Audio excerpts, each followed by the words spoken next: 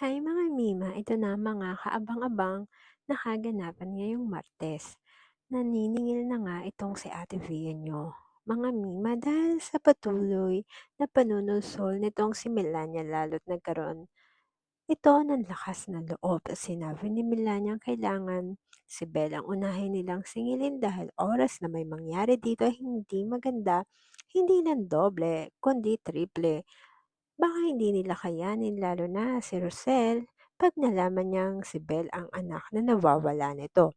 Dito nga sinabi nitong si Melania ibebenta nila si Belle nang hindi nito nalalaman kaya inutusan nito si Via na kumuha ng larawan ng kawawang si Belle para ilagay sa market. Kaya naman itong si Bia ay kaagad kinuha ang kanyang telepono at sinendito kay Melania ang larawan ni Belle. Kaya naman tuwan-tuwa itong si Melania ang inilako si Belle. At nagpaalam na nga itong si Melania at binilinan pa niya si Vian ay handa si Belle. At magkita na lang sila sa resto. Itong ate Vian nyo nga ay bait-baitang pinuntahan si Belle sa kusina dahil inutusan niya itong magluto at maglinis ng bahay. Dahil bigla na lang nawala si Malu na sinabi niya dito, alam niya na ang totoo sa tinatago nila ni Chris. Kaya naman itong kawawang si Ate Bel nyo ay natuwa, yayayain siya na lumabas ni Via. At nasabihin ni Via gusto niya ditong makabawi sa ginawa nito sa kanya. Dahil nagigilty ito nang ito na nga lang ang naiwan ay nagawa pa niya itong saktan, sa tuwa nitong Ate Belle niyo ay niyakap niya si Via. Pero kaagad lang siyang itinaboy nitong si Via dahil sa kaloob-looban niya.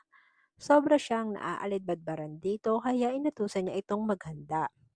At masayang masaya si Belle pumunta sa kanyang kwarto para magbihis. Dito nga hindi alam ni Belle ang mararamdaman ng dinala siya nitong si Via sa isang bar. Hindi niya alam ang mararamdaman niya. Kaya nang inutusan siya ni Via magpakasaya ay kaagad na itong sinunod ni Belle. At ginawa nga nitong si Via ang plano niya nang dumating na ang inumin nila. Dito ay ginawa niya ang plano niya at inutusan siya ni Melania na ilagay yon sa inumin ni Belle.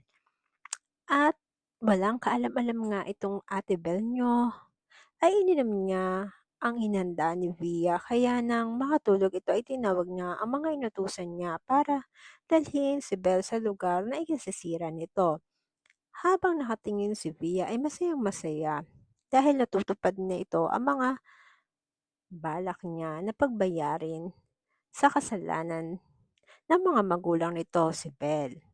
At sa kabilang banda nga, itong ate Malunyo at Jomar ay tumatakas na para iligtas ang kanilang sarili pero hindi nila alam naghihintay sila Rosel Tyrone kasama itong apaka-supportive niyong madam.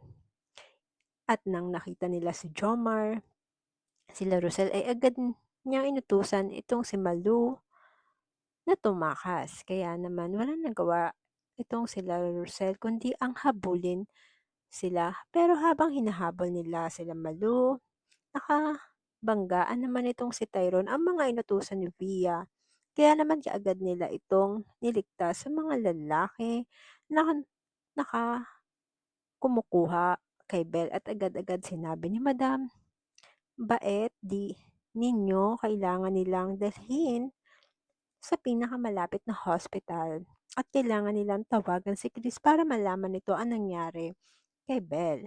Habang abala itong sila Rosel sa pag-aasikaso kay Belle, itong mag-inang Bruno nga ay seryoso nag-uusap dahil itong si Tali ay sobrang nag-aalala na malaman ni Rosel na si Belle ang nawawala nitong anak dahil nalaman niya bigla na lang nawala si Jomar at Malu. Dito ay sinabi ni Melania tutulungan sila ni Via mawala si Belle dahil alam na nito anak nila Chris at Rosel si Belle. Kaya magtatago na rin itong sila Malu at Jomar. Kaya kung mahanap man nila ang kakambal ni Tyrone ay pagsisisihan ni Chris ang nangyari dito dahil sira na ang kinabukasan nito. Pero mga besh, sa tingin niyo malalaman na kaya ni Rosel na si Belle ang nawawala niyang anak dahil sa nangyari dito? Magkakalakas ng loob kaya ang Kuya Chris niyong ipagtapat dito ang totoo para mailigtas ito sa galit na hindi niya kakayanin sa galit ng kanyang asawang si Via. Sa tingin niyo nga mga Mima, ano ang gagawin ni Rosel kay Chris pag lumabas ang katotohanan at si Via sa ginawa nito kay Belle? Comment down below para sa inyong mga opinyon. Mga besh, huwag niyo namang kalimutang mag-follow para ma-update kayo sa mga susunod na kaganapan. Thank you. Bye!